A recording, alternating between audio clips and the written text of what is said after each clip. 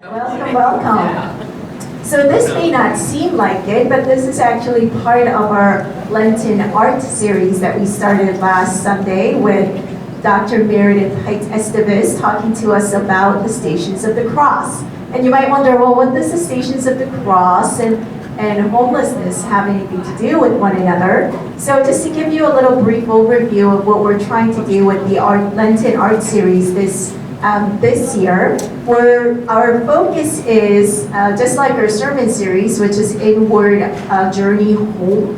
And so our focus for our Lenten art series is all about home, finding way home. How do you express home in the stations that we see? And our artists are hard at work trying to visualize what that means through the stations. And on Palm Sunday, which is April 10th, we'll have an exhibition reception here, and then artworks will be up for the entire Holy Week, so you can come and meditate on the Stations of the Cross. And so having said that, one of our objectives in doing this is to raise awareness. And so it's not just about what Jesus went through, it's not just about what we feel and what we experience in journeying with what Jesus went through, but it's also about raising awareness and combining what is going on in our world today with what Jesus has endured, and how do we make sense out of all of those things.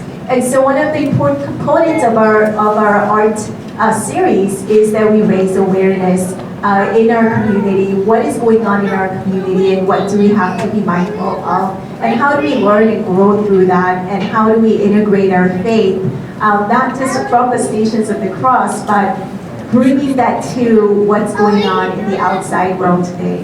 So, 2 of the sessions will be focused on, out of 6 of them, 2 of them will be focused on mission and outreach and homelessness. And so we're finding our way home, and there are people in our community who are without home, who need to have homes. And so today we have a very special speaker, Ben Ogden. Ben Ogden is from SOCH, which is South Oakland Citizens for the Homeless, and he runs the Welcome In program, which is located in Royal Oak at Star Presbyterian Church.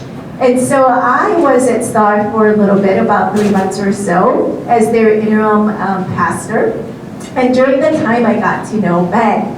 And Ben has extensive experience in helping with homelessness and working with those who are without home. And so I am just thrilled that he's here with us, because he's one of the guys who can really articulate what is going on in our society with homelessness, with our homeless community. And so I am just thrilled that he's here to explain that a little bit more to us, so that we can actually be aware of what is happening, so that we know where to jump in and how to feel about that, and what we can do about that, and all of those things. And so I just want to welcome you to Ben, who has about 20 plus years of experience, right?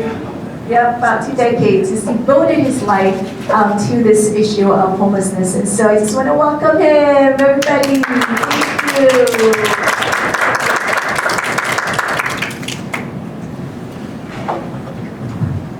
We can hear me? Yeah. All right. They've asked me to use this one because I think I flail sometimes when I talk, and you didn't want me to hit anything with the microphone. Before we jump in, I think what the ideal outcome is not just the presentation of information. I have lots of slides, but they're intended to be conversation points as we go along. If we don't make it through all the slides, that's absolutely wonderful. That means that we found something that resonates that we can discuss more deeply.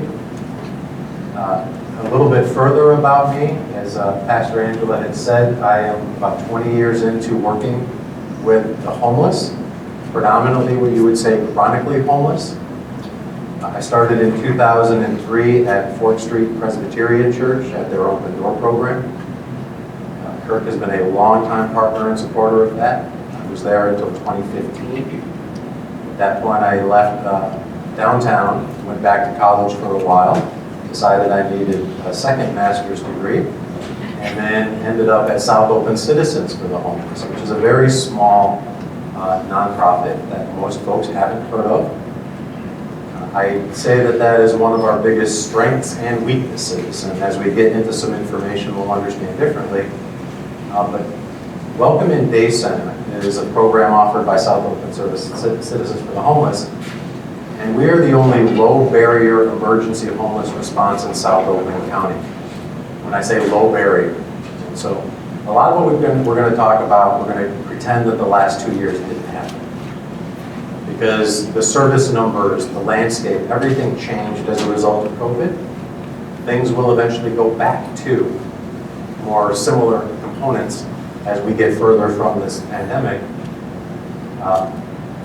And what we're finding is, after all of this time, we can better understand the nature of what leads to homelessness.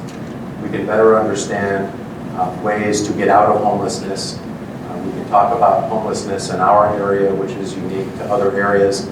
I've got a whole spiel I won't get into about the Metro Detroit area, poverty and homelessness, that historically runs us back to World War II and an influx of uneducated, unskilled labor that came from the auto industry, that when it disbanded, we were left with hundreds of thousands of unemployed people. And so while homelessness is prevalent in every state of the country, it is unique to every state of the country. And so as we go through, we'll talk about some points, and if we have questions, I want this to be a pretty active forum. This is not about me just jamming information down your throat, and there's not going to be a ton about my program that I currently represent. It's going to be more about homelessness. My goal is to give everybody a little bit more information, so that way you can decide if there are ways that you want to engage. We are simply one opportunity for that, and I am never of the mind to sway people away from pursuing their opportunity to help folks in ways that work for them. So a little bit about us, a little bit more about homelessness, and then hopefully some dialogue. Now, what's our time frame really quick so I know? Because I've got a little afternoon. 30 minutes. Okay, a half an hour, goodness. So really quickly, just so we understand the Welcome In Day Center, which is the predominant program that South Oakland Citizens for the Homeless runs. We are a low barrier shelter. Many of the folks here, and certainly people at Kirk, have heard of SOS. There are a lot of S acronyms in Oakland County. SOCH is not the same as SOS. SOS prior to COVID did a ton of homeless sheltering, though they predominantly worked with families and children. We, as a low barrier shelter, we don't commingle those crowds, because low barrier means that as long as you're not a physical threat, you can come in and get services at a shelter. Which means sometimes people come in needing help that aren't behaving awesomely, which means we don't want to then kind of mesh those with people working to properly, or as best as they can, raise kids. So we're a low barrier system. And we've been in operation since 2002, 2003 winter season. So we are just concluding our 19th year. We're located currently at Star Presbyterian Church. We have been a bit of a homeless program throughout our 19 years, but half of that lifespan has been spent connected to Presbyterian churches. We've been with Star before. We were at Covenant Presbyterian Church for several years, and we had the opportunity to come back to Star, which is in Royal Oak. Why that's beneficial is Royal Oak is really the local epicenter for homelessness in this part of the county. A lot to do with transit lines, retail, transit center located right downtown. So us being closer to the people who need that help makes it easier to help. We do work directly with night shelter systems. So again, using that SOS comparison, there are a group of volunteer churches that host the guests that we work with. They actually predate us by almost a decade. They started in the mid-90s. St. Mary's Catholic Church was the first one, and they opened an emergency shelter one winter as a result of 2 alcoholic men freezing to death. And their response was, we don't know how to fix the problem, but we know that we can open our building on these coldest weeks. We can prevent that from happening. What happened, though, is as soon as it became aware that there was a place for people to go and sleep safely, more people started coming. Staying with St. Mary's as an example, they have an elementary school on their grounds, which meant that all of the homeless guests had to leave by 7 a.m. So they would basically cast them out into the street, where they would while away the time until 7 p.m. that they could return. Well, that is good for no one. If you're drawing people to your neighborhood for care, and then we set them out in the street and they don't know where they're at, where to go, what to do. They suffer. In the mid-90s, the police force was not as well trained as it is to deal with the struggles of mental health and homelessness, so that was an issue. And a lot of people just hid in the communities, which meant that community residents were all of a sudden freaking out because now we've got all of these people and they came from nowhere and we have nowhere to send them. So that is how SOCH formed. It is South Oakland Citizens for the Homeless. It was then Mayor of Royal Oak, Jim Ellison. It was the then CEO of Common Ground, Jim Perlacki, and several community residents that started the nonprofit and said if you churches are going to invite people to town, we're going to take care of them during the day. Yes? I grew up in Royal Yep. It was a wonderful place to grow up. My parents lived there until the year passed, somewhere around 2000.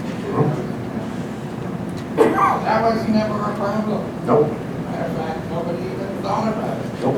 What changed in the last? A lot of things changed. And when you look at homelessness, the easiest way to combat homelessness for someone who's dealt with it for long amounts of time is panhandling. That's the reality of it. When we look at South Oakland County is a big county. So when I say South Oakland County, I'm really talking for Oakland County in general. I speak of the Woodward Corridor, because that's the main north-south artery. What you have in Royal Oak is, again, you have a transit center that's right downtown, and it is the first dense commerce district north of Wayne County. Ferndale has a commerce district, but it's very small. Royal Oak has a much bigger one with a centrally located transit center that accepts buses that come from all county regions. So it's a convergence point. There are a lot of restaurants, a lot of businesses, not different than Birmingham, but it is far more easily accessible. That's part of it. Then you also have these host of overnight churches that draw people to the community to get access to help, and then they tend to stick around. So it's population growth, it's disenfranchisement of low-income housing, it is opportunity to legally make money, because it's not illegal to panhandle.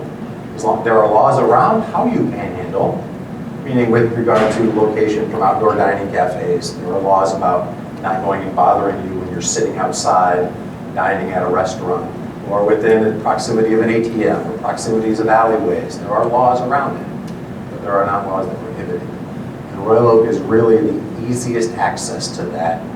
When we look at Ferndale, Royal Oak, Birmingham is the only commerce districts that have any current thriving, basically between Wayne County and Pontiac. So a lot of that. Hold on one second, I saw a hand back here. You answered my question. Okay, good. You should be aware that Crook in the Hills has participated in the past at Star Presbyterian Church there in Royal Oak. Yep. Because one Friday night, Carol and I were at the church and we served a dinner. Yep. When we drove into the parking lot behind the church there were a number of homeless people waiting to go in. Yeah. And then following the dinner, people stayed there overnight. Yep. Star is one of the rotating posts. So they are in that rotation. It's Emmanuel Bethel Church at St. Mary's Catholic, Renaissance Vineyard in Ferndale, Star Presbyterian. There are conglomerates. Star is one of those host churches in that winter season cycle that spans mid-December to mid-March. We match our schedule to theirs because the night shelter is really the critical draw. People come to the area because they need to be safe at night. Think about how terrible it is out there this morning. Our goal is to take care of them during the day and build enough of a relationship with them that we can help them during the day beyond just food and clothing and things like that, which is what we provide. We, because of the day center component, afford 24-hour shelter access. At the day center, we do case management, housing placement services, medical care, psychological triaging, free meals a day, freshly prepared, snacks throughout the day, clothing, showers, hygiene, all of that. And so we are that complementary piece that then creates a 24-hour shelter process for that span from mid-December to mid-March. You allow people to stay there basically all day. They stay all day with us, correct. And again, we're talking prior to COVID, yes. So what we do is we show up at whatever the current host church is with our bus, which we borrow and beg and steal from Greenfield Presbyterian Church. We bus everyone who wants to be at the day center to us. We care for them during the entirety of the day, and then we bus them back to the host church that night. is the host church like SOS? It's like SOS, it rotates. Yep. Yep, and it's generally 1 to 2 weeks. Again, the biggest difference being the nature of crowd, because we're low barrier, and the volume of crowd. So SOS, prior to COVID, they were generally max at about 35 guests. Our night shelters that we work with average 110 a night. So it's just a different landscape. The day center where I'm at, we average 50 guests a day. So I compiled, even though I said we're not going to talk about COVID, these are our service numbers at the day center from 2019 to 2021. Almost 5,000 unique individual check-ins. So 5,000 times someone came and checked in to get access to service. Keep in mind that we run mid-December to mid-March, so these numbers are exceptionally high, especially when you consider the fact that we're only running 14 weeks. Average 50 guests a day, total unique guests 270. And that's distinctly different individuals throughout a season, average. And we've served almost 16,000 meals in just those 3 seasons. So what we want to do more, and I use this picture a ton. This is actually a picture I took when I worked at Fort Street Presbyterian Church. For those who don't know, it's right downtown in Fort Third, right by the old, what was once Joe Louis Arena. And they, since the mid-60s, have been doing a homeless outreach there. When I was there on our biggest day, we would serve 400 meals a day. Just tons and tons of service provision. And this is what we would come in to find in the mornings. And I took a picture because I think that this very deeply exemplifies the sadness and sorrow. And to me, and I'm not an artist, but I know that Pastor Angela was talking about art, there's a distinct juxtaposition here between the cross, the homeless person, and the drain. And there was just something about this picture that I hadn't taken. I always use it. It elicits, I think, a good, appropriate response. But we're going to talk about, as we go through quickly, I'll pick up speed, definitions and types, because there's a definition and there are types of homelessness. Those types determine the type of help needed. Contributing factors, why does it happen? Now, it's unique to individuals, but we can say nationally, after all the years we've been working with homeless, and it's been forever, right? The Bible talks about leaving the corners of our crops untended, because there will always be people who either can't or won't be part of the bigger commonwealth. So it will always be here, and there is no full solution. No matter what anyone says, there is not 100% prevention or stopping, because there will always be people who either can't or won't. We're going to talk about specifically homelessness and poverty in Michigan, and then we're going to talk about the kind of list of solutions. We're not going to go huge into that because that's a big conversation. So a homeless person is basically anyone who lacks a fixed, regular nighttime address, anyone who is living in a place not meant for human habitation. That's a car, an abandoned building, hunkered down in a storage locker. That happens a lot more than we think. It is someone living in a shelter, transitional housing, or hotel/motel that is not being paid for by themselves or by insurance. So let's say my home has a flood and that flood displaces me. My homeowners will likely put me in a hotel. That doesn't make me formally homeless because I have insurance in place, I have a savings account, I can care for myself. It is someone who a nonprofit program or a church is providing them payment to stay somewhere safe. It is anyone within 14 days of pending eviction. So starting on that day one of that final 2 weeks, you are deemed homeless. And this is important because you have to be deemed homeless to receive homeless services. You don't have that categorization. And they play with that all the time to make it very difficult. And HUD is one of the bigger umbrellas. It's a national government organization. And a quick example is 3 years ago, HUD would allow outreach workers to come to the day center. Right? We go to the night shelters and get homeless people and bring them here during the day to take care of them and take them back at night. HUD changed the definition that because they're in a shelter, they're not literally homeless. So the outreach stopped because it had to be people that were only on the streets. Well, when you're in the middle of January, those are very few people. Most of them are in shelters. So there are a lot of weird definitions that are, in my mind, constructed to make it a little more complicated to provide care. Anyone that's a week from exiting an institution, whether it's an incarceration, a rehab facility, a medical facility, where they've been at for 90 days and they don't have an address for discharge. They can be deemed homeless prior to discharge to start lining up access to those services. And then, of course, anyone that's fleeing a domestic violence situation, they automatically get that qualification of homelessness because the level of immediate need that they're going to have, require access to has got to be implemented quickly. So there are three main types: episodic, transitional, and chronic.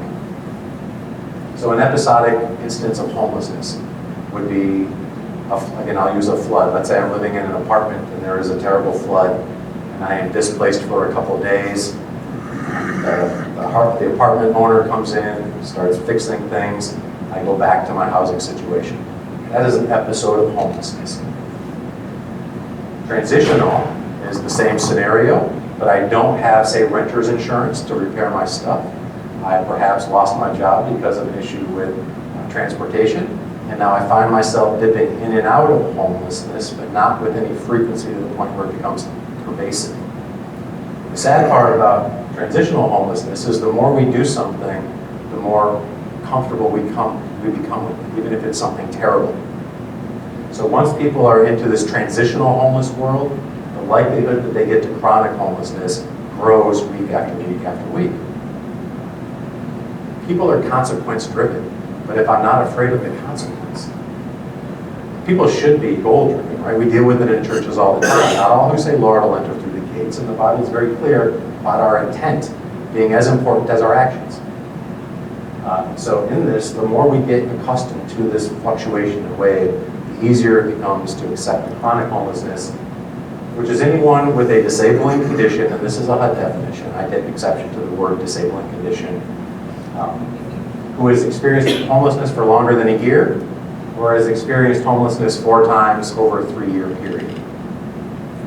The disabling condition part is a sticking point because that affects your ability to qualify for more help.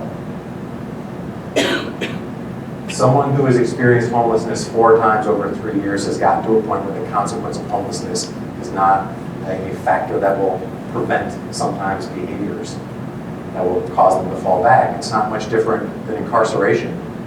People who have never been to jail are far more afraid of going to jail than people who have been to jail, because we all hear stories, some true, many are telephone game stories. But the minute someone has spent time in incarceration, all of a sudden, holding that over their head has much less consequential effect. So these are the main contributors, and this is not just specific to Michigan. These are, if you look at average, what are the most common factors that undergird someone's homelessness? There are, of course, more. In the chronic category, Yeah. what percentage of those people would you say have a significant mental health? I'll get to that. That's actually coming up. So that's a very good question. The question was, what is our chronic mental health, pervasiveness of chronic mental health issue? So the biggest contributor is housing. It is affordable housing. It is safe housing. It is housing that has access to community services and amenities. That is the biggest factor, is housing instability. The second one is going to be education. How far did we go in school determines how far we can go in life a lot of times. And we live in a world where public schools 10 miles from each other are not even providing similar levels of core education. And I'm very careful about this. I'm on the Social Justice Advisory Board at Seawall High School. There are amazing faculty there. It is a beautiful school facility. It's a public school in a community that pays a fair amount of taxes to have a beautiful school. I also am on an advisory board in a school in Detroit. It is a public school. The taxes are not the same. The amenities are not the same. But what is also not the same is the core level of education. So perhaps we don't get big TVs in lower income schools, but we should at least still have modern textbooks and implements needed to learn properly. So education is a big issue, especially when we look in the public sector. It is just not a level playing field. And in today's world, we are focusing a lot on a term called equity. Now, equity, the way we like to focus on it currently, is equality of outcome, which is a bad opinion. Equity needs to be equality of opportunity, right? It needs to be giving everybody fair and equal access to these things in life that will give them a better chance at an equal dispensation later. Requiring you to hire 50% blue people, let's say. Well, what happens if you can't fill 50% of your workload? But equity requires quality of outcome. Well, now your business is going to go under because there are people that want to work for you, and you're not allowed to employ others because there is a requirement for an equitable outcome. Whereas if you had equal opportunity from the start, you would have a better pool to draw from. Employment opportunities, huge, huge problem. I grew up in Oakland County. I started caddying at Red Run Golf Course when I was 12. I started working at a grocery store when I was 15, and it was one of two within a mile of my home, passing countless fast food restaurants on the way there. Walking distance, safe walking distance. We get our introduction into the adult work world when we're younger. We should have some exposure to it, because if you drop a 25-year-old who's never worked before into a work environment, there's going to be a bit of a growing pain process. So employment opportunities are huge. Transportation, an enormous problem. Not just the fact that our bus lines don't like to play together, but the nature of cost of auto insurance in the state of Michigan. There are so many prohibitive factors. Now we know that Detroit and the metro area was designed to not accommodate public transportation. It was done that way on purpose because we were the automotive capital of the world. Why do we want to worry about bus routes and connecting lines and all of that stuff? Because everyone should own a car. We're not in that world. Lots of people don't want to own cars. Healthcare, huge problem. Huge problem. The cost of healthcare, the accessibility of healthcare, the unwillingness or inability to get preventative care that leads to much bigger problems later, that then throw people into financial straits that they just can't climb out of. Domestic violence, huge problem, and it goes both ways, male to female, male to male, female to male, female to female. It is not a man towards woman circumstance anymore. People are being abused in adult relationships at a rate that is alarming. Mental illness, and then the last one, addiction. Now the top ones that I circled here, those are predominantly categorized. These factors tend to do with socioeconomic status, the top ones. You don't find affluent communities struggling with these things. The latter three cross all boundaries. There is no amount of riches and education and exposure that stop this from happening. It's a pervasive place. So staying with chronically homeless, 10% of the people who become homeless every year fall into chronic homelessness. 1 out of 10. Chronically homeless utilize half of all of the available resources. And this is a statistic. I've been doing this 19 years now. I checked this morning. This statistic has not changed. It is, on average, chronic homeless on average has been 10% of the overall homeless population. And on average, they have consumed 50% of the available resources for well over a decade. The depth of need for people who are in a chronic state is so high that that's where most of the stuff goes. And if we're putting 10% of people every year that are falling into homeless into that chronic category, this problem is not stopping. It is lessening, but it isn't stopping. Michigan has a homeless recidivism rate of 40%. That means that if we give you a key, and we say, good job, you are subsidized, so you don't have to worry so much about rent, 40% of those people still fall back into homelessness. Almost half. And finances are not the primary reason for recidivism. Not the primary reason. We'll talk about that as we go along. Current statistic, homelessness in Michigan, 63,000 homeless people in the state of Michigan. We in Oakland County, we are actually clustered as a tri-county, so it's Wayne, Oakland, Macomb. And we've got about 16,000 homeless people in the tri-county area. Now this is data from the middle of last year. The 2022 information isn't yet available. The average monthly income for a homeless adult is $600 a month. That's the average income. Here's to your question.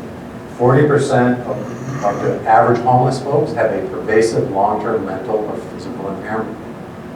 This actually circles back to the disability component, because you can have pervasive mental health issues and long-term physical disability issues that don't qualify you to be disabled. And without a qualification of disability, you lose access to support services beyond financial support services.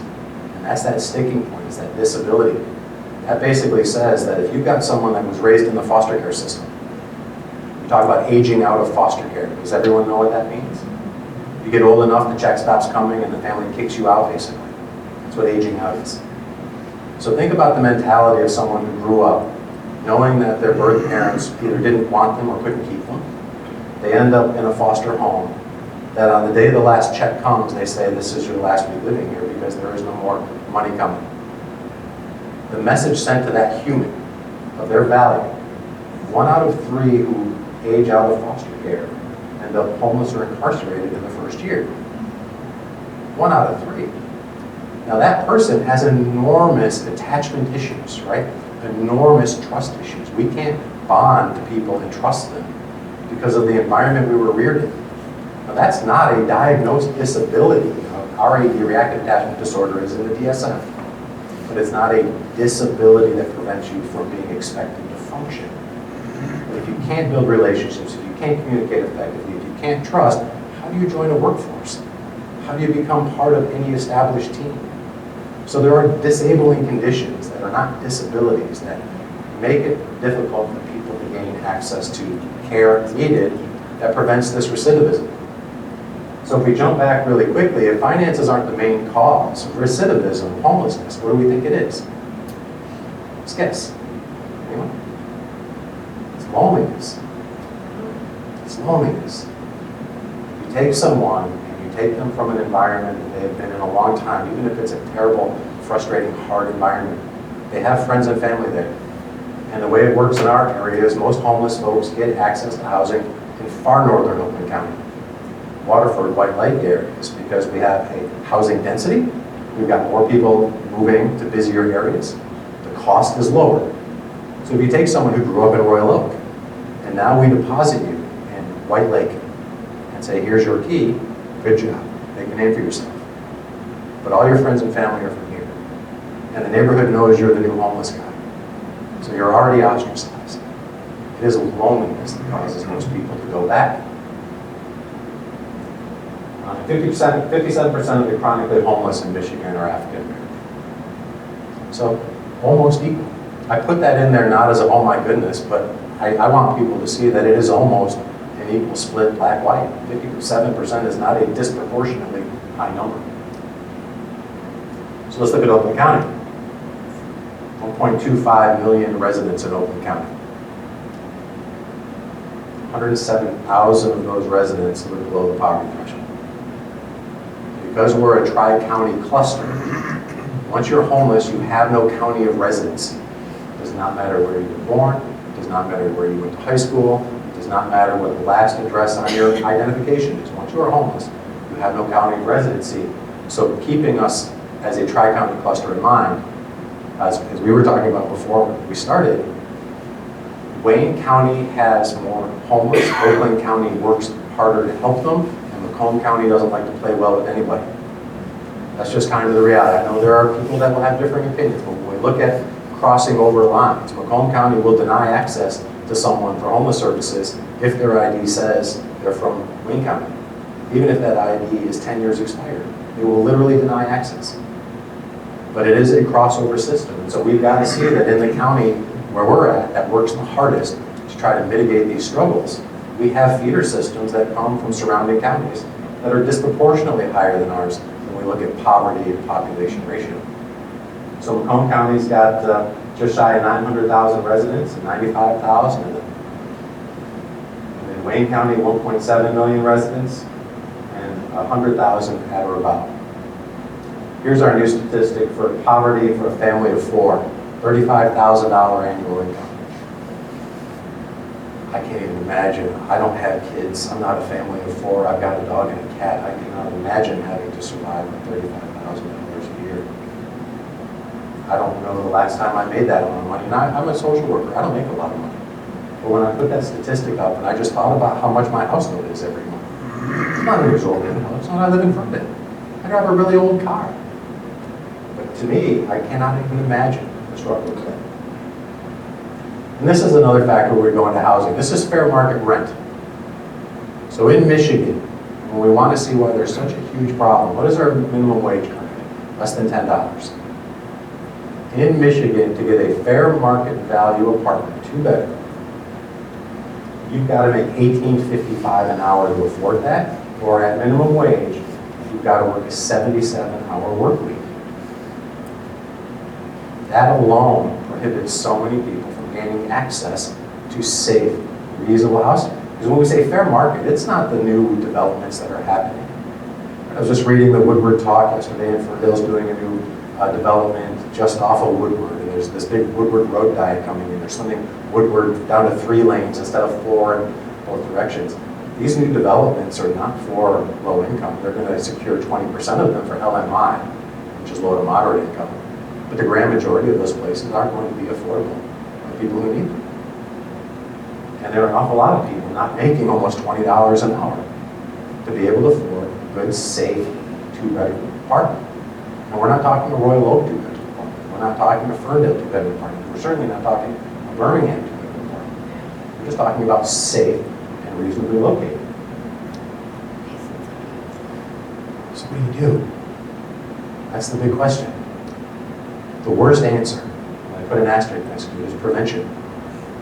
Nobody wants to deal with that. Oakland County just put out their big 5-year blueprint to end homelessness. In 20 years, the number of 5-year blueprints I've seen to end homelessness has been 4. Right? It's 4 times 5. They are great ideas, great ideals. But once they get to the level where they are on the corners, panhandling at the intersections, once they get to the level where they are in that chronic state, there's no fixing it. There is only prevention. And we don't want to focus on prevention because prevention includes, again, addressing the unwanted birth rate in this country. How many people are having kids on accident? It's addressing the number of active fathers. I've for many years worked in a program and worked with fathers coming out of prison to reduce their recidivism by engaging their kids in their lives. The number 1 determiner of violent crime and poverty is the neighborhood. In the neighborhood are the number of involved fathers. And that's not married to the parent, but financially supported, emotionally and intellectually rearing. It is a good equitable school district. It is safe access to recreation opportunity. These are preventative measures. If we grow up in a world where we're not getting educated, we can't get a job, we are running for our lives to get to school every morning, we are not starting on a good playing field. But it is easier politically to talk about the problems later down the line. It is easier politically to build low-income housing than it is to prevent it, to go in and change the dynamic of schooling, to change the dynamic of parenting, to change the dynamic of the fact that it takes a village to raise a child. These are all things we used to understand. People don't like prevention because prevention is a much uglier conversation. People don't, ugly meaning truthful. People don't like that because some of those truths are very hard to accept and acknowledge. The second thing is, of course, low barrier shelters, which is what Welcome In is. It is also in Oakland County, the only other low barrier shelter is Hope Warming Center in Pontiac. And that again means as long as you're not a physical threat to yourself or others, you can gain access to service. Now why those are important is whether it's Welcome In or Hope, we are a 24-hour access shelter system, which people fall into homelessness at all different times a day. No other homeless providers in Oakland County are 24-hour access systems. So low barrier means that at any time when you're in that dire strait, you can gain access to sheltering and subsequently access to care. We provide most of the services to the chronically homeless. These are the folks that are pervasive mental health, prolonged substance abuse, and cognitive issues. We call it comorbidity. Right? You've got mental health and substance abuse and physical ailments, and they all become so enmeshed that it just becomes one huge ball of trauma. It's called comorbidity. And we're the access point to higher level services. So you're going to come into our place to just get shelter and meal. While you're there, you're going to all of a sudden see we've got a case manager, and that case manager seems to be helping people. So maybe I'll sign up and see that case manager. We're going to draw you towards that help instead of push you towards them. We can only help people when they're ready. My undergrad's in psychology, and there used to be a silly joke. How many psychologists does it take to change a light bulb? And the answer is none. It will only change when it's ready. And that's the reality of it. People will only accept the help they're ready to accept. The better we know them, the more they're willing to accept. When we don't know them, they will accept the core: food, clothing, shelter. Those satisfy immediate need. Those are symptoms of bigger problems. That is just putting Band-Aids on things. Drawing from the deeper traumas, the neglects, the pervasive issues. That's where we can start plugging in help. Housing First, I put an asterisk there, that is the new model. That's been around since 2010, and what that says is everybody who's homeless deserves a house first. Because we can't help someone unless we can get them into a safe environment where they can get some sleep, they can get some care. The problem, in my opinion, is when Housing First came around, we also stopped requiring people to get help after they get their apartment.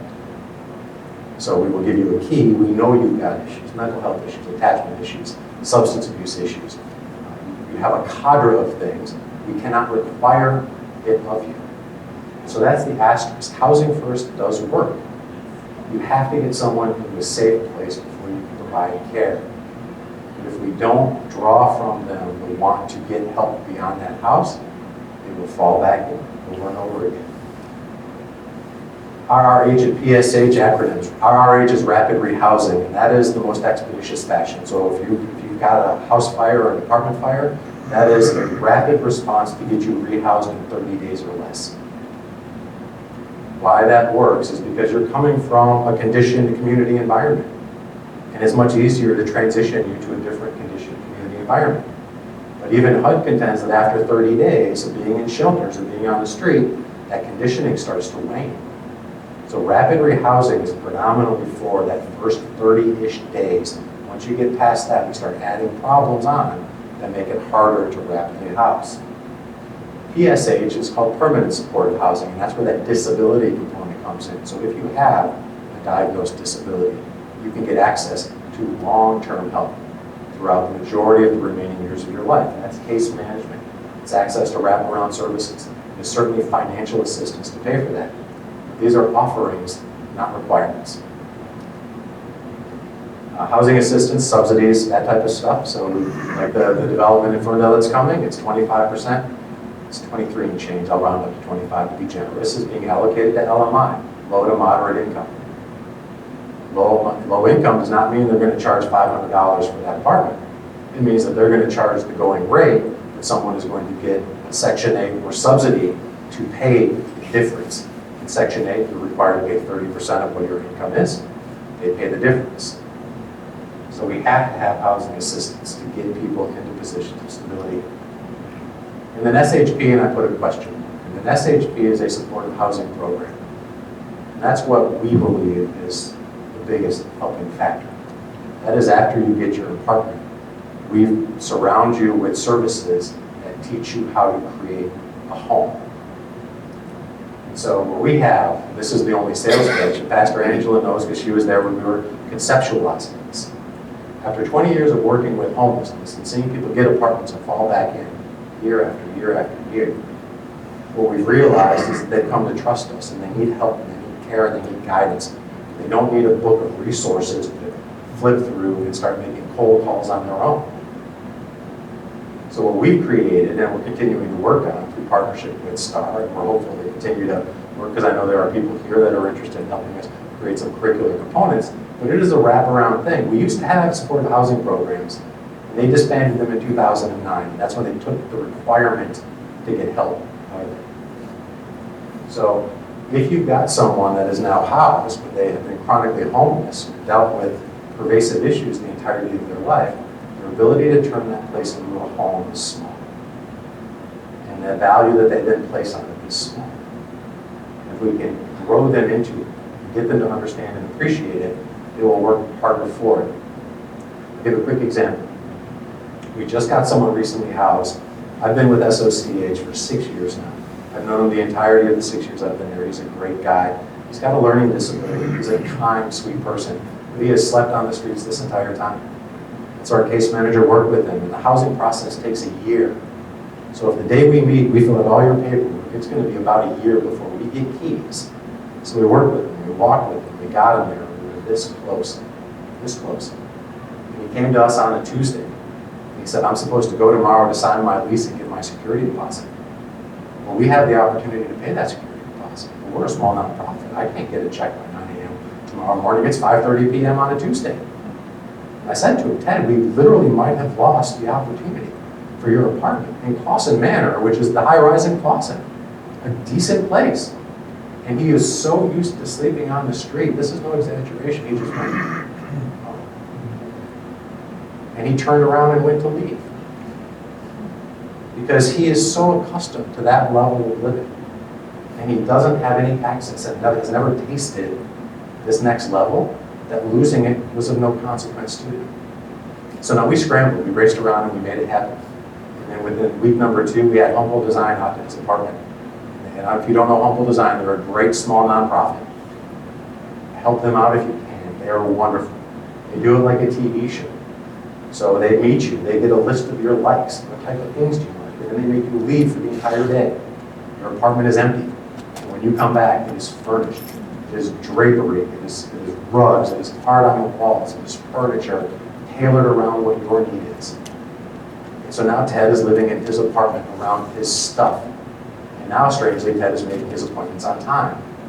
Because Ted has turned this place into a home.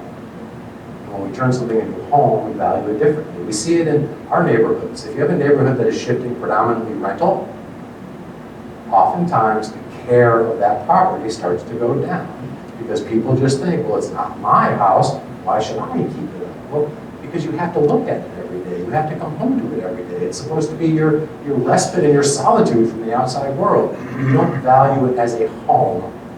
It's just a dwelling.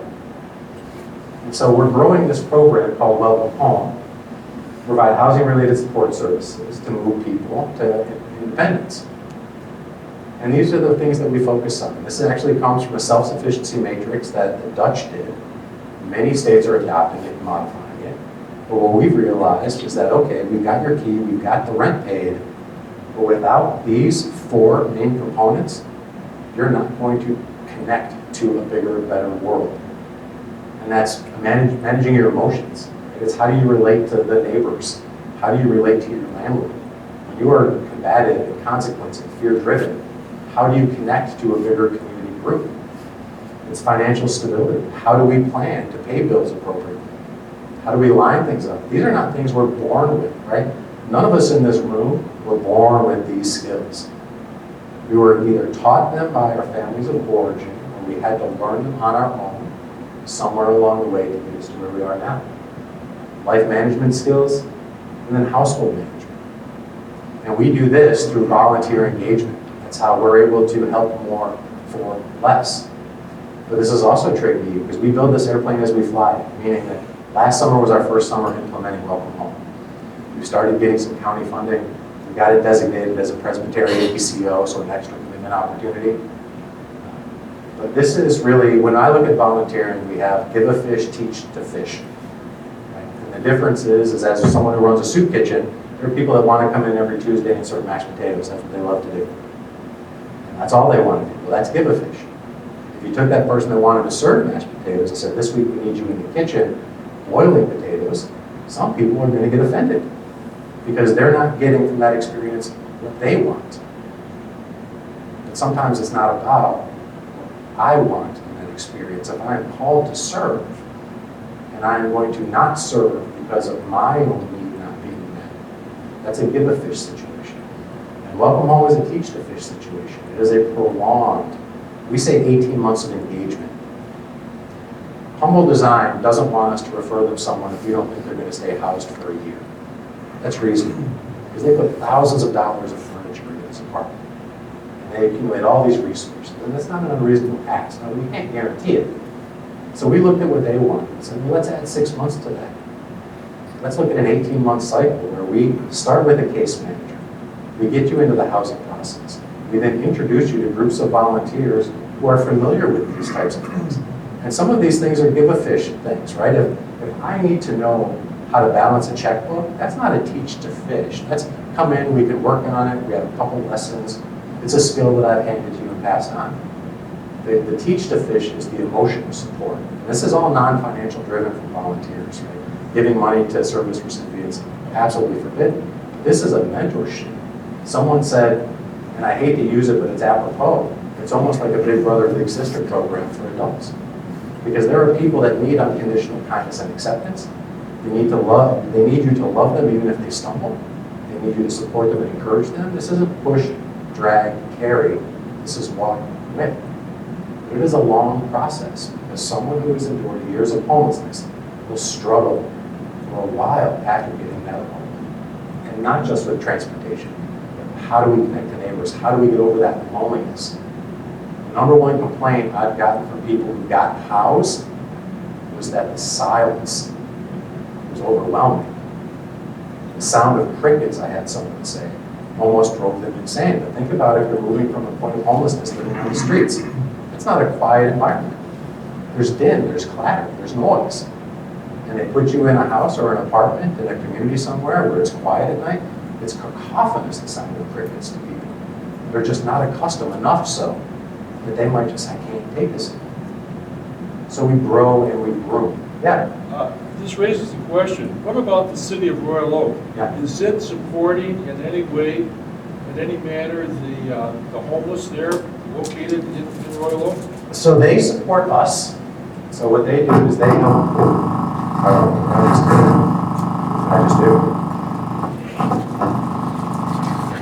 just turned it off. That's okay. I'll just switch to the other one. Okay. To answer your question is sort of. So they provide us financial support because running a day center where you have 50 guests a day, providing all of those services has a fair cost associated with it. And they know that the service that we provide takes a lot of those folks off the street. They're going to help us through our summer program because this will be our first year running our summer program in Royal Oak. Beyond that, there's not a ton. And the reason is part of Oakland County's plan to deal with homelessness is there's going to be the creation of sheltering in South Oakland County. Currently, all the sheltering is relegated to Pontiac, and they're going to decentralize that. They have to. We cannot have Pontiac being the only place where homeless people are sent. It doesn't give Pontiac a chance to grow, and it doesn't give people who are not familiar with the northern part of the county access to care and services. Royal Oak doesn't get deeply engaged because Royal Oak does not want that to get built anywhere near downtown. My opinion. My opinion comes from my historic understanding that many years ago, Easter Seals was trying to move a facility onto 11 Mile in Royal Oak, and it would have been a transitional housing facility. And Royal Oak blocked them and caused all kinds of problems. There ended up being an enormous lawsuit, and Easter Seals won millions of dollars in the city of Royal Oak.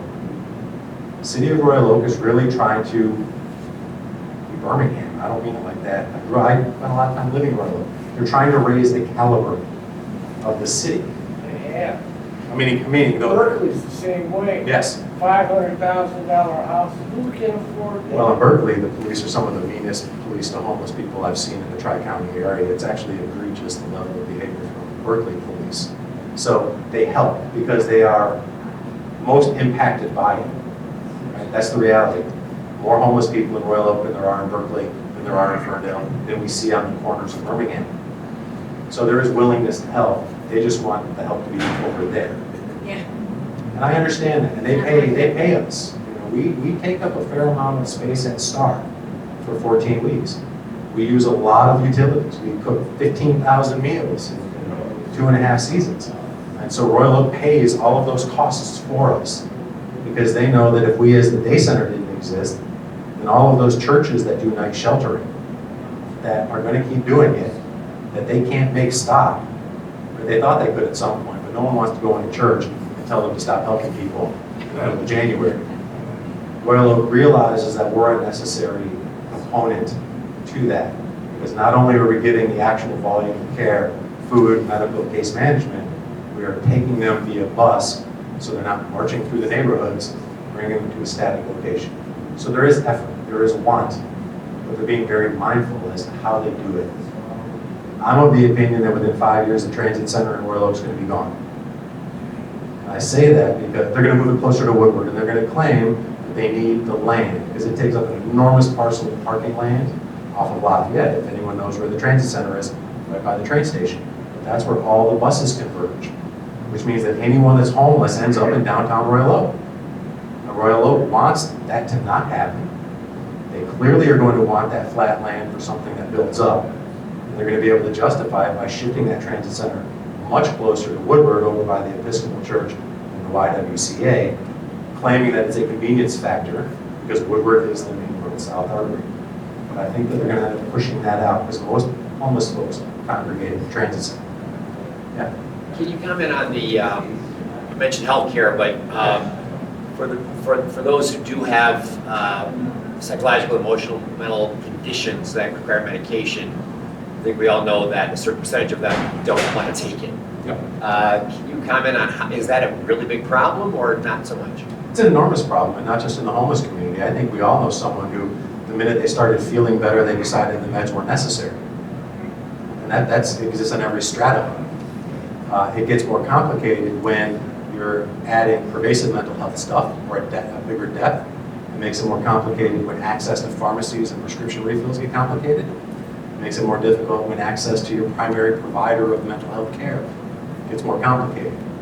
But I, in my life, have no shortage of stories of family members who were supposed to take medicines, whether it was for their brains or their bodies, and the minute they started feeling better, they stopped taking them. The doctor's like, well, right, you're supposed to take it as prescribed until the prescription runs out. That's why we do that.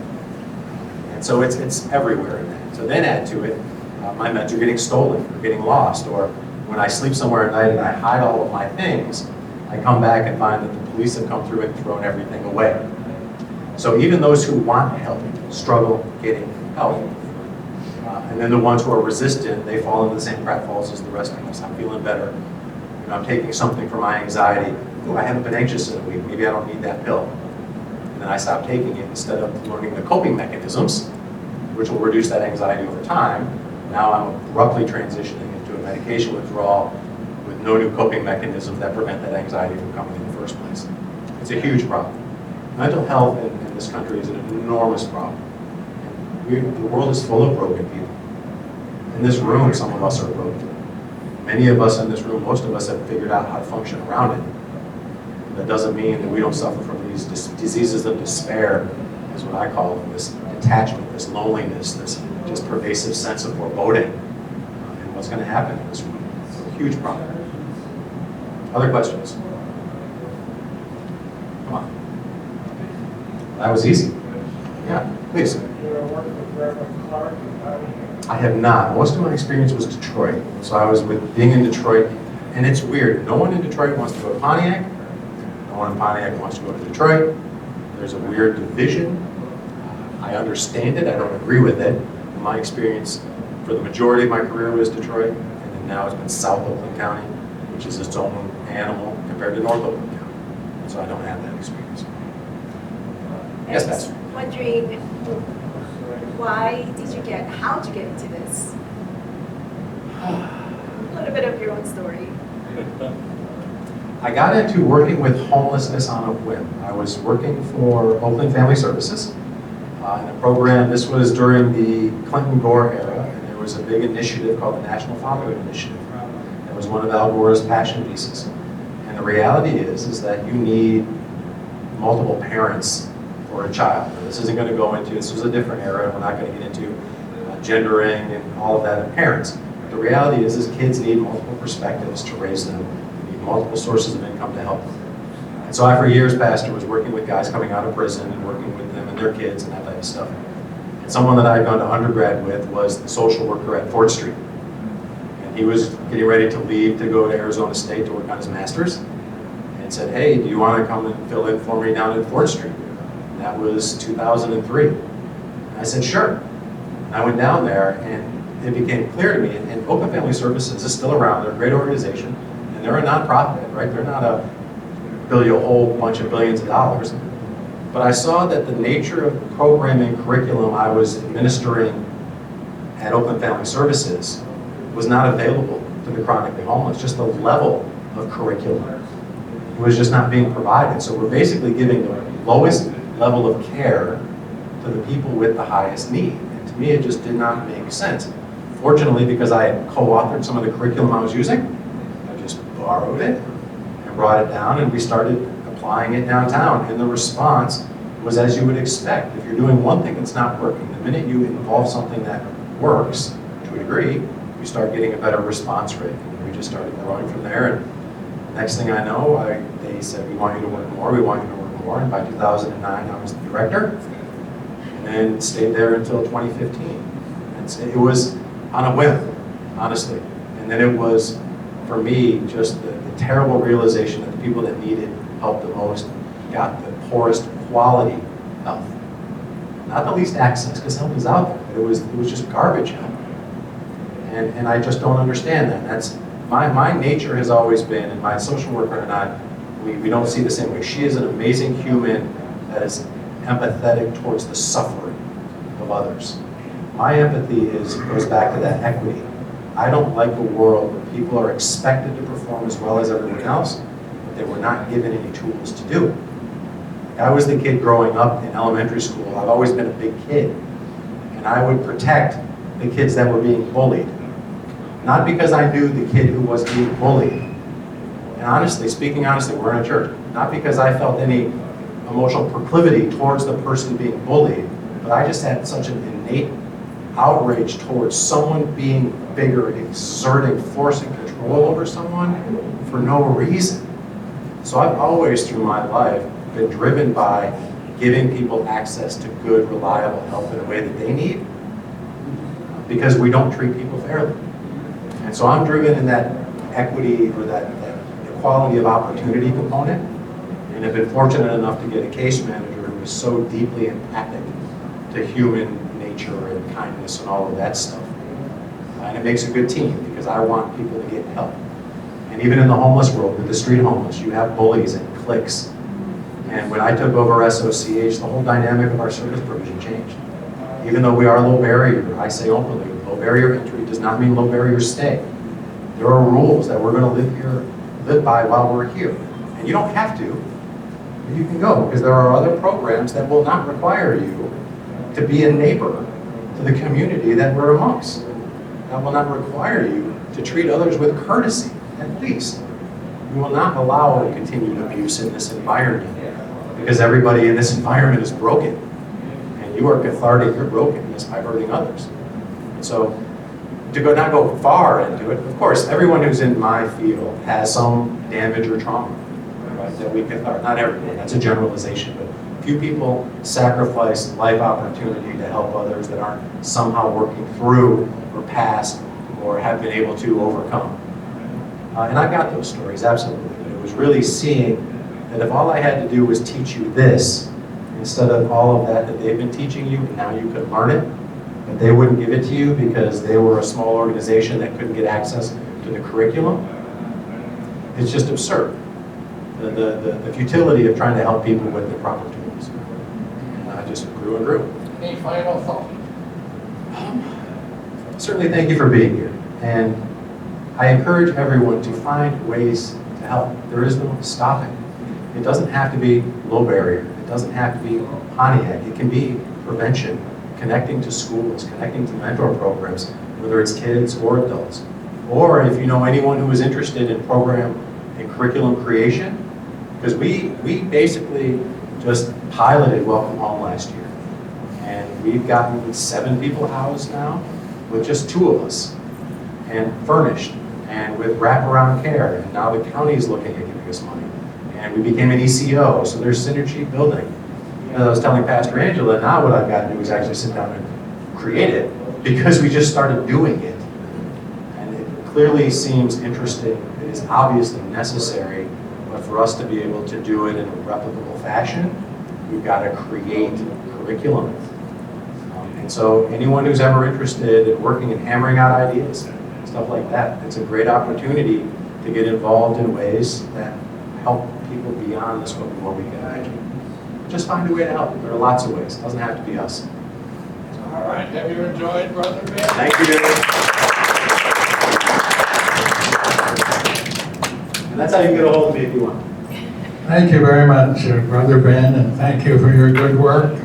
Pastor Angela, would you come forward and pray for Ben and pray for the problems that he helps to solve so well, difficulties of homelessness. And also give us a brief word about what's coming up next week. Thank you so much, Ben. That was so informative. I think we learned a lot. I would say next week we have Dr. Meredith Estevez back, and she'll be talking about creativity and the arts and the creative process. And so it's a very different kind of class than today, but I think it'll be helpful to hear both sides of this And then coming up next week, just for us to integrate a lot of different things as we journey through Lent.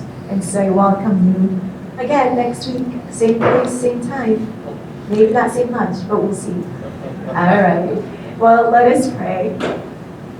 Our good and gracious God, we are so grateful for the ways in which you lead us, which you love us, which you call us by name. We're so grateful that you have called us to be a community so that we can go out into the world and show your love. And so we pray at this time as we have learned and as we have just soaked up all that meant to tell us, we pray that it'll sink into our lives, that this won't just be something that we hear today and go out and forget about, but let us retain this, the heart that you have for those who are on the streets, our friends who are struggling. May we truly keep them in our hearts. And as Ben does his work as Executive Director of Welcome In, we just pray your blessing upon him and his team. Lori, who is the caseworker as well, that you would continue to lead and guide them to see the way forward, to lead them into the best path possible for our brothers and sisters on the streets. We just pray that as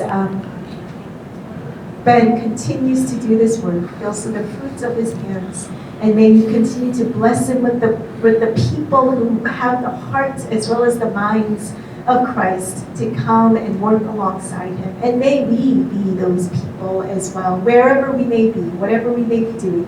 May we heed to your call to love our neighbor as ourselves. And so we pray that you bless us all, open us to your spirit and the calling of your spirit each and every day. In Jesus' name we pray. Amen.